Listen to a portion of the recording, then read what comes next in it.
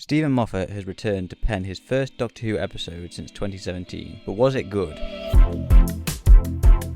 Okay, so of course I've already done my first impressions video on Boom, and as well by this point my review for The Devil's Chord should be out, but this is going to be my full in-depth review of Boom, and by the time I'm recording this, 73 Yards hasn't aired yet, but the review for that should be coming out within the next week or so. So I know I've said it before, but I'm probably not going to have any more first impressions videos after this point, as I should be able to get the reviews out a bit quicker than I've been doing previously. But with that being said, this episode sees the Doctor and Ruby land in the middle of a battlefield on Castarian 3, with the Doctor stepping on a landmine where he has to save the entire planet without moving. But was this episode any good? Okay, so this episode opens with a fairly extended cold open, perfectly setting up all the threads in this episode, such as the ambulances not being a good thing in this scenario, the effect the landmine has and how it works, as well as the guest characters that are relevant to the episode. And it does all of that, as well as the Doctor stepping on a landmine before the titles even start. We're also introduced to Varada Sethu's character in this cold open of this episode, who I thought did a great job in this story, and I'm very excited to see her return again next season as the companion, presumably as a new character from what we can tell, but it might somehow be related to this character in some way. But I talked more about that in the first impressions video. We did know she was going to be showing up earlier than season 2, but I wasn't expecting it to be this early, and it was a nice surprise. And like I said, I think she was great in this episode. We also get a number of other guest characters in this episode. Obviously there's the relationship between Mundi and Kanto, which although wasn't the most convincing thing ever, I did genuinely cry when Kanto dies and she's speaking to the hologram. But I can see why some people didn't quite believe their relationship. And I can also see what some people were saying with the casting of Splice. It does seem like she was meant to be maybe played by a younger actor, and that would have probably worked a little bit better, but you know, casting for child actors is probably not the easiest thing in the world.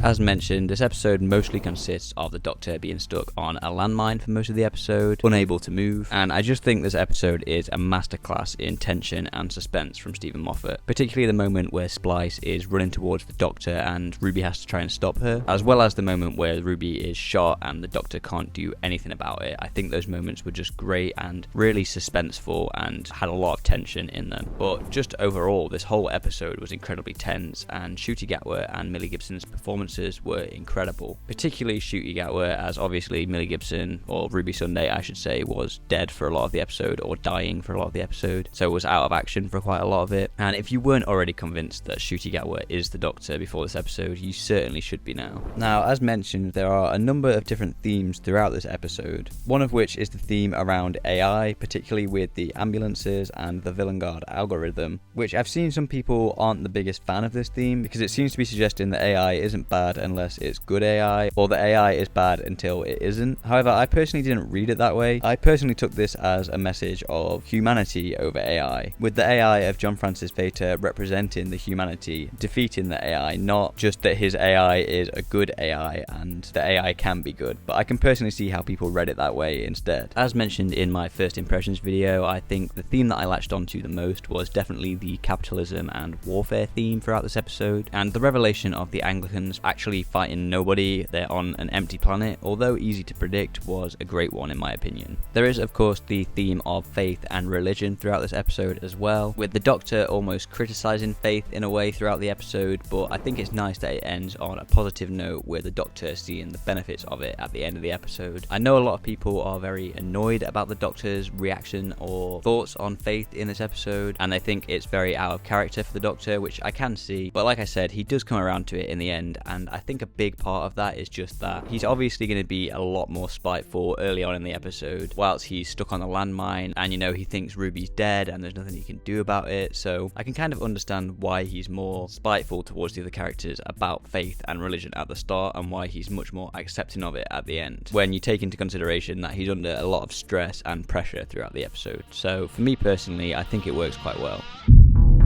Now, there's also a number of references in this episode, not only to previous Moffat episodes such as Villain Guard, the Anglican Marines, Fish Fingers and Custard, and the Doctor saying basically in a similar way to how he says basically run as the 11th Doctor, but also references to other eras such as the Doctor singing the Skyboat song, which is a song that the second Doctor has played on his recorder, as well as the reference to the mud aliens from the Witchfinders. I appreciate a lot of these references because they're kind of, some of them are almost like deep cuts, such as Villain Guard that was only barely mentioned in Empty Child Doctor Dancers. Some of them are a little bit more obvious, like Fish Fingers and Custard, but I appreciate that Moffat returned and didn't just write like another Weeping Angel story or reintroduce the Silence or something like that. So I think these references are quite nice, and it's obviously nice that some of the references aren't just to previous Moffat era episodes or episodes that Moffat has written before. There's obviously a few more story arc hints throughout this episode as well, with Ruby not knowing who her next of kin is, and the snow showing up again in the episode, which I think is very interesting to see. And also obviously Susan Twist is in this episode as well. I think my only issue with all of these story arc hints throughout the past few episodes is that we've had the same hints with the snow and Susan Twist in every episode so far. I think that's just kind of a downside of having a shorter episode count for this season, but it would have maybe been nice if we had these hints maybe every other episode instead of every episode as well. But there's obviously more hints at the Doctor's family as well in this episode, with him saying things like dad to dad and stuff like that, which could be more hints towards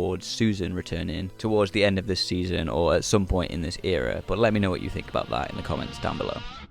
Overall, I think this episode was a masterclass in tension and suspense, and in my opinion, it's a new all-timer from Stephen Moffat. This episode explores some great themes around AI, capitalism and warfare, and faith, with some nice references to not only previous Moffat episodes, but also other episodes from both the classic era and modern eras of the show. I'd personally say this is probably my favourite episode of the 15th Doctor era so far, and in terms of the RTD2 era, it's definitely up there with Wild Blue Yonder, probably the best episode since that. So for that reason, I'm mostly thinking of putting this episode in S tier, with the potential for it to be moved down to A tier if anything in this season somehow tops this episode. With that being said, I am incredibly excited for 73 Yards, which by the time this video is out will have already aired, but that is definitely the episode I've been most intrigued for this whole season, so we'll see how well that goes. With that being said, if you want to watch my review for 73 Yards, make sure you subscribe to the channel, as that should be coming in the next week or so. And if you want to see my thoughts on Space Babies and the Devil's Cord, I'll make sure to have the reviews for those on screen now.